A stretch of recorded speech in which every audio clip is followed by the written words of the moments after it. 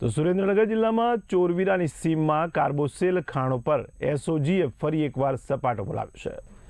તો સાયલા પંથકમાં ગેરકાયદેસર ખનન પર ફરી દરોડા પડાયા, જેમાં 24 કલાકમાં એસઓજીએ આ બીજી મોટી રેડ કરી છે. ત્યારે કુલ 20 કાર્બોસેલના કુવાઓ ઝડપાઈ ગયા છે.